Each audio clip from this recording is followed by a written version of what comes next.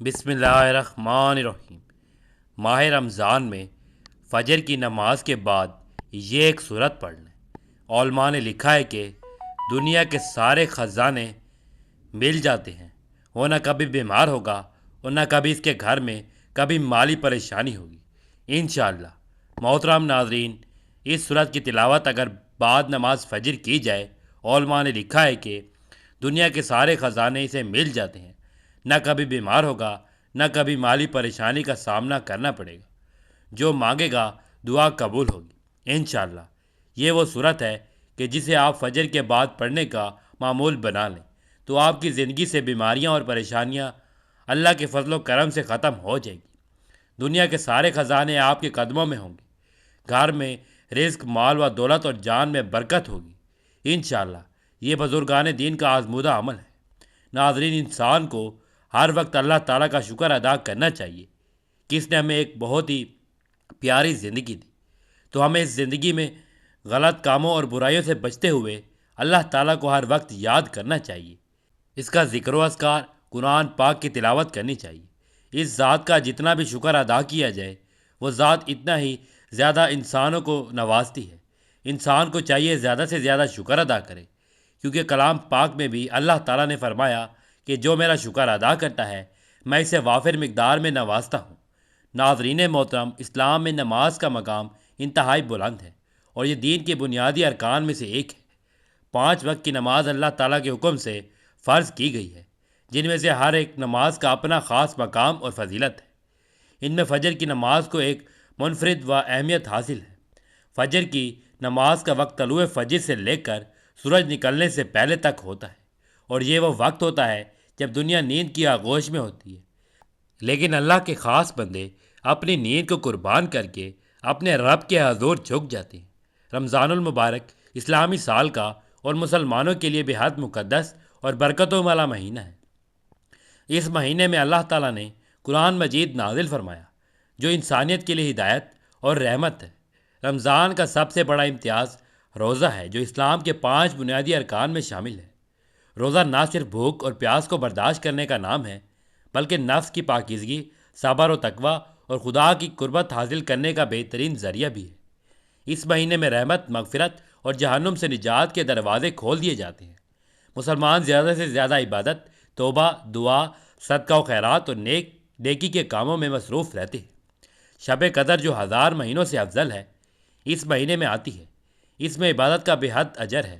رمضان ہمیں مساوات اور ہمدردی کا درس دیتا ہے، کیونکہ روزے کے ذریعے امیر و غریب سب ایک جیسی کیفیت سے گزرتے ہیں، جو دوسروں کے دکھ و درد کو سمجھنے میں مدد دیتا ہے۔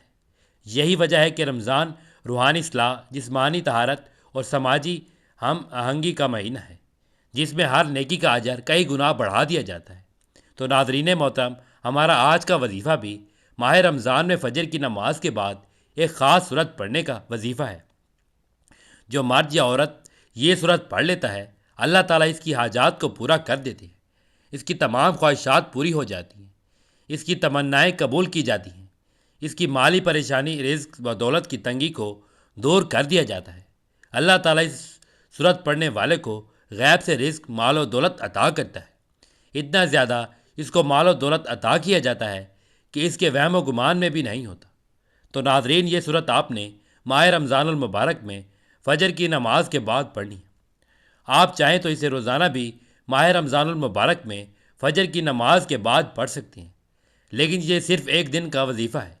اگر آپ اسے ایک دن کرنا چاہیں تو بھی آپ کے لیے یہ فائدہ مند ثابت ہوگا۔ اس سے آپ کی ہر حاجت پوری ہو جائے گی، ہر خواہش پوری ہو جائے گی، اور آپ کے لیے قدم قدم پر آسانیاں پیدا کر دی جائیں گی۔ ناظرین محترم، ویسے تو مسلمانوں پر دن میں 5 نمازیں فرض ہیں، لیکن دن کی ابتدائی نماز بہت اہمیت کی حامل ہے، کیونکہ اللہ تعالیٰ نے قرآن مجید میں مختلف مقامات پر نماز کا ذکر فرمایا ہے اور فجر کی نماز کو خاص اہمیت دی گئی ہے۔ سورۃ بنی اسرائیل میں اللہ تعالیٰ فرماتے ہیں، اور فجر کی نماز کو بھی اہتمام سے ادا کرو۔ بے شک فجر کی نماز میں فرشتے حاضر ہوتے ہیں۔ اس آیت سے واضح ہوتا ہے کہ فجر کی نماز دیگر نمازوں کے مقابلے میں خاص مقام رکھتی ہے، کیونکہ اس میں دن اور رات کے فرشتے جمع ہو کر اس کا مشاہدہ کرتے ہیں۔ نبی کریم صلی اللہ علیہ وآلہ وسلم نے فجر کی نماز کی بہت زیادہ تاکید فرمائی اور اس کی پابندی نہ کرنے والوں کے لیے وعید بھی سنائی ہے۔ آپ صلی اللہ علیہ وآلہ وسلم نے فرمایا، جو شخص فجر کی نماز پڑھتا ہے وہ اللہ کی عبادت میں آ جاتا ہے۔ یہ حدیث ہمیں بتاتی ہے کہ فجر کی نماز صرف ایک عبادت نہیں بلکہ ایک حفاظتی ڈھال بھی ہے جو دن بھر انسان کو مختلف آفات و مصیبتوں سے بچاتی ہے۔ فرمان نبی صلی اللہ علیہ وآلہ وسلم کا مفہوم ہے کہ رزق تقسیم کرنے والا فرشتہ ہر صبح فجر کے وقت بندوں کا رزق لے کر زمین پر اترتا ہے، لہذا جو دروازہ فجر کے وقت کھلا ہوتا ہے فرشتہ اس کا رزق دروازے پر دے دیتا ہے، اور جو دروازہ فجر کے وقت بند ہوتا ہے فرشتے اس کا رزق واپس لے جاتے ہیں۔ اس فرمان نبی صلی اللہ علیہ وآلہ وسلم میں فجر کے وقت دروازہ کھلا ہونے کا مطلب یہ ہے کہ جس گھر کے افراد صبح فجر کے وقت بیدار ہو کر نماز فجر ادا کرتے ہیں انہیں ان کا رزق عطا کر دیا جاتا ہے۔ دروازہ بند ہونے سے مراد یہ ہے کہ جس گھر کے رہنے والے صبح فجر کے وقت سوتے ہیں اور نماز فجر کی ادائیگی میں غفلت و کوتاہی کے مرتکب ہوتے ہیں انہیں ان کے رزق سے محروم کر دیا جاتا ہے۔ فجر کی نماز کی اہمیت اور فضیلت پر غور کیا جائے تو معلوم ہوتا ہے کہ یہ نہ صرف آخرت کی کامیابی کا ذریعہ ہے بلکہ دنیا میں بھی بے شمار فوائد کی حامل ہے۔ جو شخص فجر کی نماز کا اہتمام کرتا ہے وہ اللہ تعالیٰ کی حفاظت میں آ جاتا ہے، اس کے دن میں برکت ہوتی ہے اور وہ کامیابی کی طرف بڑھتا ہے۔ ہمیں چاہیے کہ ہم فجر کی نماز کی پابندی کریں اور دوسروں کو بھی اس کی ترغیب دیں تاکہ ہم دنیا و آخرت میں کامیاب ہو سکیں۔ اللہ تعالیٰ ہمیں فجر کی نماز کی پابندی کرنے کی توفیق عطا فرمائے۔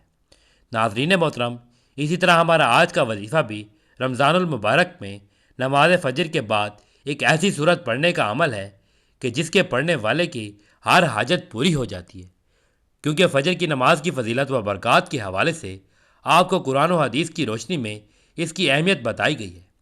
تو فجر کی نماز کے بعد آپ نے یہ وظیفہ کرنا ہے۔ جو میرے بہن بھائی اور دوست دولت کی کمی کی وجہ سے شدید پریشانیوں میں مبتلا ہیں، ان کو آج میں اپنے سینے کا راز بتانے لگا ہوں۔ آپ سب دل تھام کر بیٹھیے گا اور سنیے گا۔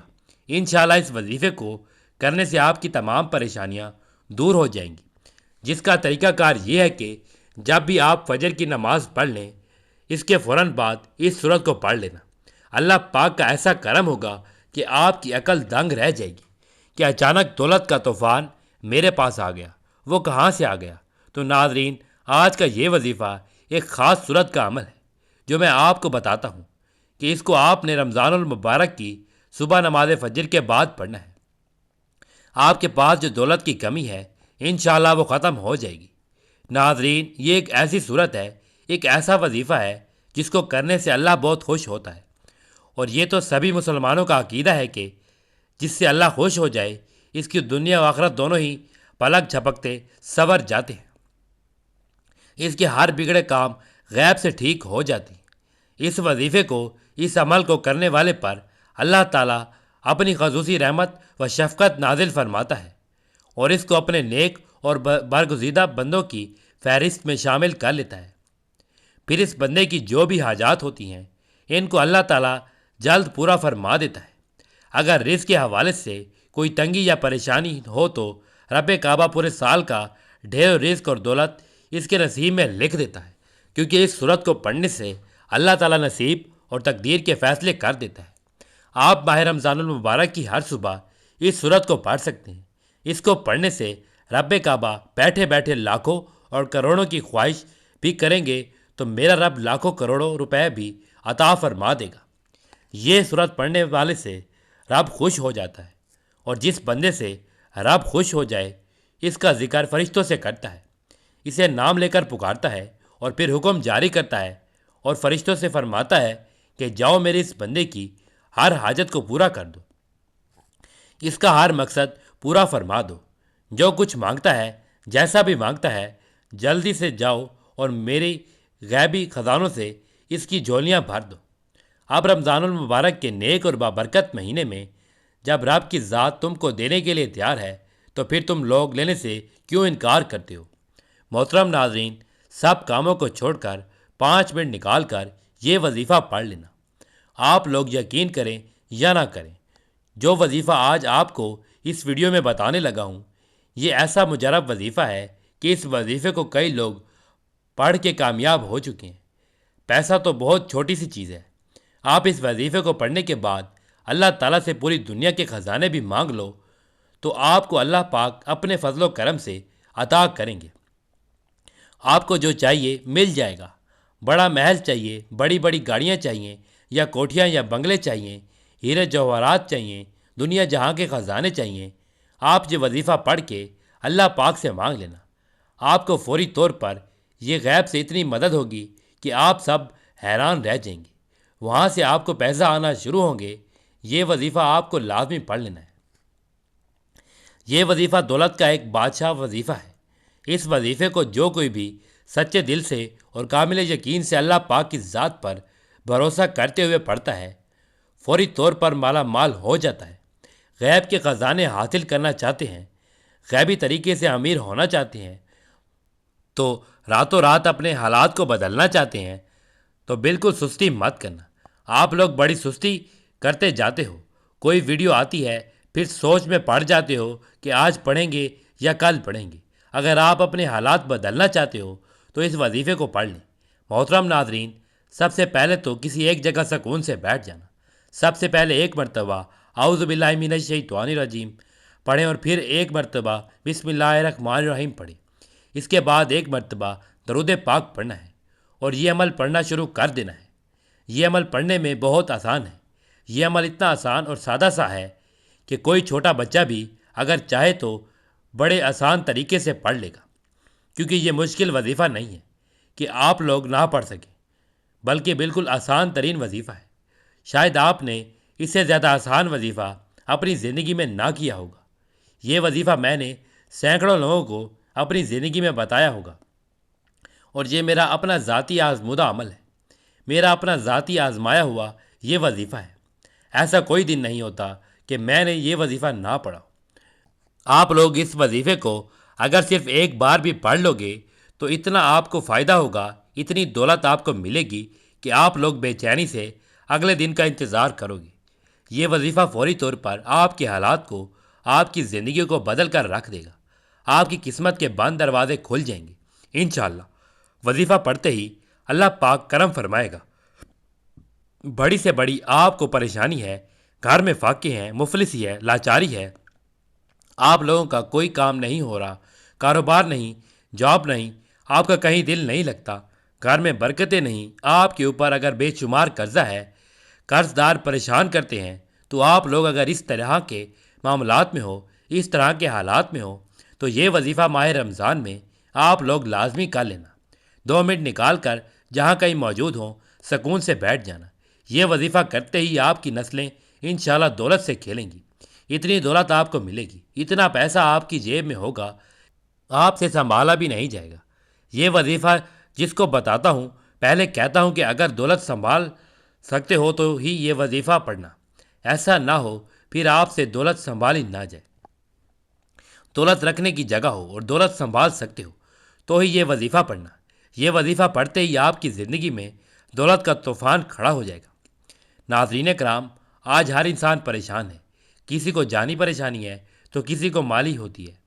اسی طرح سے کوئی رزق کی پریشانی میں ہے تو کسی کو عزت و آبرو کی پریشانی ہوتی ہے۔ امیر اپنی کوٹھی میں پریشان ہے کہ اس سے دولت سنبھالی نہیں جاتی، تو غریب جھونپڑی میں روزگار اور حالات سے نالاں ہے۔ تقریباً ہر آدمی کسی نہ کسی فکر اور پریشانی میں مبتلا ہے۔ دلی سکون، قرار و اطمینان حاصل کرنے کی ہر ایک اپنے ذہن اور اپنی سوچ کے مطابق اپنی پریشانی کی خود تشخیص کر کے ان کے علاج میں لگا رہتا ہے۔ کوئی اقتدار، منصب یا عہدے میں سکون تلاش کرتا ہے، مگر جب اسے مطلوبہ منصب مل جاتا ہے تو پتہ چلتا ہے کہ اس میں تو سکون نام کی کوئی چیز ہی نہیں ہے، بلکہ منصب کی ذمہ داریوں اور منصب کے زوال کے اندیشوں کی صورت میں زیادہ تفکرات ہیں۔ کسی نے سمجھا کہ سکون صرف مال و دولت کی کثرت اور فراوانی میں ہی پوشیدہ ہے، مگر حقیقت یہ ہے کہ جن لوگوں کو یہ مال و دولت حاصل ہے، ان میں سے اکثر کا حال یہ ہے کہ کاروباری تفکرات، ترقی کا شوق، دن بدن بڑھتی ہوئی حرص اور تجارت میں نقصان کے اندیشوں سے ان کی راتوں کی نیندیں حرام ہیں۔ کسی نے منشیات کا سہارا لیا، مگر اس میں بھی صرف عارضی دل بہلاوا ہی ہوتا ہے، عارضی فائدہ اور دائمی نقصان۔ کسی نے نت نئے فیشن کر کے دل بہلانے کی کوشش کی، مگر سکون و قرار نہ ملا، جبکہ دینی ذہن رکھنے والوں کا یہ خیال ہے کہ مختلف پریشانیوں اور مصیبتوں سے بچاؤ کا اصل طریقہ اور ان کا حقیقی علاج صرف ایک ہی ہے کہ آپ اپنے آپ کو گناہ گار، خطا کار، نافرمان اور قصوروار سمجھتے ہوئے اللہ تعالیٰ سے معافی مانگنی چاہیے اور گناہوں کو چھوڑ کر اللہ تعالیٰ کو راضی کر لیا جائے، کیونکہ سکون اور راحت کے سب خزانے اللہ کے پاس ہیں۔ اللہ تعالیٰ کے ذکر سے ہی بے قرار دلوں کو قرار ملتا ہے، وہی ان کا مالک ہے، اور جب مالک راضی ہوگا تو خوش ہو کر اپنی معاملوں کی چیز سکون اور راحت اپنے فرما بردار بندوں کو عطا کرے گا، اور وہ مالک راضی ہوتا ہے نافرمانی اور گناہوں کو چھوڑنے اور فرما برداری اختیار کرنے سے۔ ہر آدمی جانتا ہے کہ ہر اچھے یا برے عمل کا رد عمل ضرور ہوتا ہے۔ دنیا میں پیش آنے والے حالات پر سب سے زیادہ اثر انداز ہونے والی چیز انسان کے اچھے یا برے اعمال ہیں، جن کا براہ راست تعلق اللہ تعالیٰ کی خوش نودی اور ناراضگی سے ہے۔ کسی واقعے اور حادثے کے طبعی اسباب جنہیں ہم دیکھتے، سنتے اور محسوس کرتے ہیں، وہ کسی اچھے یا برے واقعے کے لیے محض ظاہری سبب کے درجے میں ہیں۔ شرعی تعلیمات کی روشنی میں بحیثیت مسلمان ہمیں یہ اعتقاد رکھنا ضروری ہے کہ یہ سب کچھ اللہ تعالیٰ کے حکم اور امر سے ہوتا ہے، جس کا عقل اور حواس خمسہ کے ذریعے ادراک کرنے سے ہم قاصر ہیں۔ وحی الہی اور انبیاء علیہ السلام کے ذریعے اللہ تعالیٰ نے جزا و سزا کا جو نظام سمجھایا ہے، وہ ہمیں اس غیبی نظام کے بارے میں آگاہ کرتا ہے۔ وہ یہ کہ کسی بھی واقعے اور حادثے کا اصل اور حقیقی سبب اللہ تعالیٰ کی رضامندی اور ناراضگی سے ہے۔ اللہ تعالیٰ نے حالات کو ہوا اچھے ہوں یا برے انسانی اعمال سے جوڑا اور وابستہ فرمایا ہے۔ چنانچہ انسان کے نیک و بد اعمال کی نوعیت کے اعتبار سے احوال مرتب ہوتے ہیں۔ صحت و مرض، نفع و نقصان، کامیابی و ناکامی، خوشی و غمی، بارش و خشک، مہنگائی و ارزانی، بدنامی و دہشت گردی، وبائی امراض، زلزلہ، طوفان، سیلاب وغیرہ، یہ سب ہمارے نیک و بد اعمال کا ہی نتیجہ ہوتے ہیں۔ بفرض دیگر ان سب احوال کے ظاہری اسباب کچھ بھی ہوں، مگر حقیقی اسباب ہمارے نیک اور بد اعمال ہوتے ہیں۔ ہر تکلیف و آزمائش، سہولت و خوشی اللہ تعالیٰ کی طرف سے ہی آتی ہے۔ اس لیے پریشانیوں اور مصائب کا حل رجوع اللہ ہے، یعنی اللہ تعالیٰ کی طرف متوجہ ہونا۔ اللہ تعالیٰ کی طرف توبہ و استغفار کے ذریعے بھی متوجہ ہو اور اپنے مسائل کا حل اللہ تعالیٰ کے حوالے کر دیں۔ گویا اللہ تعالیٰ کو اپنے مسائل کے حل کا وکیل بنا دیجیے۔ اللہ تعالیٰ کبھی آپ کو بے سہارا نہیں چھوڑیں گے، انشاءاللہ۔ نیز اس کے ساتھ شکر گزاری کی کیفیت پیدا کیجیے۔ بظاہر ہمیں محسوس ہوتا ہے کہ ہمیں کوئی نعمت حاصل نہیں اور ہر طرف سے ہم پریشانیوں میں گھرے ہوئے ہیں، جبکہ حقیقت یہ ہے کہ ہم اللہ تعالیٰ کی بے شمار نعمتوں میں ڈوبے ہوئے ہیں۔ اس لیے ظاہر میں پریشانی ہی کیوں نظر نہ آئے، انسان کا کام ہر وقت مالک کا شکر ادا کرنا ہے۔ اللہ تعالیٰ ضرور اپنے انعامات میں اضافہ فرمائیں گے اور دنیاوی پریشانیاں بھی انشاءاللہ حل ہو جائیں گی۔ لہذا سب گھر والے اپنے اعمال کا محاسبہ کریں۔ اگر نمازوں کی پابندی نہیں ہے تو 5 وقتہ نمازوں کا اہتمام شروع کر دیں اور نماز کے بعد دعاؤں کا بھی اہتمام کریں۔ تو ناظرین محترم، وقت کی نزاکت کو مد نظر رکھتے ہوئے چلتے ہیں آج کے اس وظیفے کی جانب کہ آپ نے کون سی صورت کا عمل کرنا ہے، کتنی بار اس کو پڑھنا ہے اور کس وقت پڑھنا ہے۔ تو ناظرین محترم، آپ نے ماہ رمضان المبارک کے اس بابرکت مہینے میں صبح نماز فجر کے بعد اس صورت کو پڑھنا ہے۔ یہ عمل بہت ہی آسان ہے، لیکن آپ نے کامل یقین کے ساتھ، پوری توجہ کے ساتھ اس صورت کو پڑھنا ہے۔ عمل کرنے کا طریقہ آپ کو بتاتے ہیں۔ تو آپ سب سے پہلے نماز فجر ادا کر لیں۔ فجر کی نماز میں پہلے 2 سنتیں ادا کی جاتی ہیں اور اس کے بعد فرض پڑھے جاتے ہیں۔ پہلے آپ خشوع و خضوع کے ساتھ فجر کی نماز ادا کر لیں۔ اگر مرد یہ وظیفہ کرے تو وہ باجماعت نماز ادا کرے۔ اس کے بعد آپ نے جہاں پر فرض نماز ادا کی ہے وہیں پر بیٹھ جائیں۔ اب جیسے ہی یہ عمل کریں گے آپ مالا مال ہو جائیں گے، آپ کی بند قسمت کے تالے کھل جائیں گے، آپ کی غیب سے مدد ہو جائے گی۔ ناظرین کرام، آئیے چلتے ہیں آج کے وظیفے کی طرف۔ نماز فجر کے بعد قرآن پاک کی جو صورت پڑھنی ہے میں آپ کی خدمت میں پیش کرنے والا ہوں وہ صورت فاتحہ ہے۔ جی ہاں ناظرین کرام، یہی ایک ایسی صورت ہے جو اللہ تعالیٰ کے غضب کو ٹھنڈا کرتی ہے اور اللہ تعالیٰ کی رحمت کو جوش دلاتی ہے۔ آپ نے اپنا یہ معمول بنا لینا ہے کہ فجر کی نماز کے بعد آپ نے سب سے پہلے درود پاک پڑھنا ہے۔ درود پاک آپ کوئی سا بھی پڑھ سکتے ہیں، ایک بار ثواب کی نیت سے میرے ساتھ بھی پڑھ لیں۔ اللہم صلی علی محمد وعلی آل محمد کما صلیت علی ابراہیم وعلی آل ابراہیم انک حمید مجید۔ اللہم بارک علی محمد وعلی آل محمد کما بارکت علی ابراہیم وعلی آل ابراہیم انک حمید مجید۔ درود پاک پڑھنے کے بعد آپ نے 41 مرتبہ سورۃ فاتحہ کا وید کرنا ہے۔ بسم اللہ الرحمن الرحیم، الحمد للہ رب العالمین، الرحمن الرحیم، مالک یوم الدین، ایاک نعبد و ایاک نستعین، اہدنا الصراط المستقیم، صراط الذین انعمت علیہم غیر المغضوب علیہم ولا الضالین آمین۔ کوشش کریں کہ یہ وظیفہ فجر کے بعد ہی کیا جائے۔ 41 مرتبہ سورۃ فاتحہ پڑھنے کے بعد ایک تسبیح اللہ پاک کا مبارک نام یا رزاق کی پڑھنی ہے اور اس کے بعد آخر میں پھر درود پاک پڑھنا ہے۔ ناظرین، جیسا کہ ہم سب لوگ جانتے ہیں کہ سورۃ فاتحہ کے کتنے فضائل ہیں۔ سورۃ فاتحہ اللہ تعالیٰ کو اتنی زیادہ محبوب ہے کہ اللہ تعالیٰ نے اس سورت کو ہر نماز میں لازم قرار دے دیا ہے۔ جب بھی کوئی مسلمان نماز پڑھتا ہے تو وہ کوئی بھی سورت شروع کرنے سے پہلے ایک مرتبہ سورۃ فاتحہ ضرور پڑھتے ہیں۔ سورۃ فاتحہ ایک چھوٹی سی سورت ہے جو 7 آیات پر مشتمل ہے۔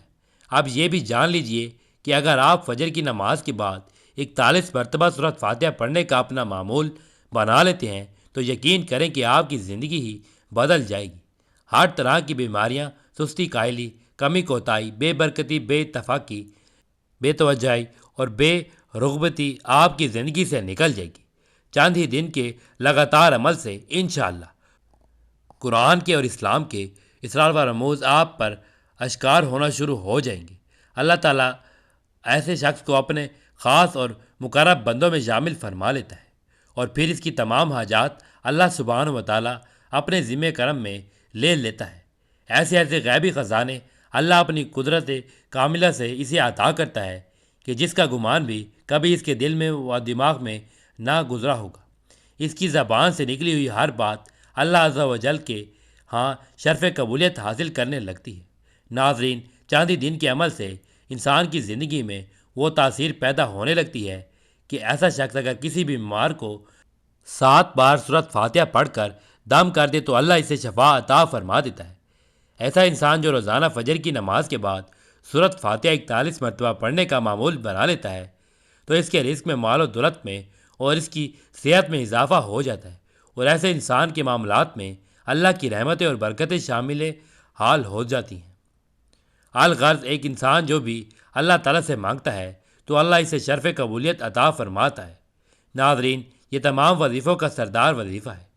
جس نے بھی اس وظیفے کو اپنی زندگی میں شامل کیا اس نے اپنی آنکھوں سے رحمتوں اور برکتوں کا نزول دیکھ لیا۔ اللہ تبارک و تعالیٰ سے دعا ہے کہ نیکی کی بات کو سننے، سمجھنے اور اس پر عمل کرنے کی طاقت و توفیق عطا فرمائے۔ میرا سنانا اور آپ کا سننا اپنی بارگاہ میں قبول و منظور فرمائے، آمین یا رب العالمین۔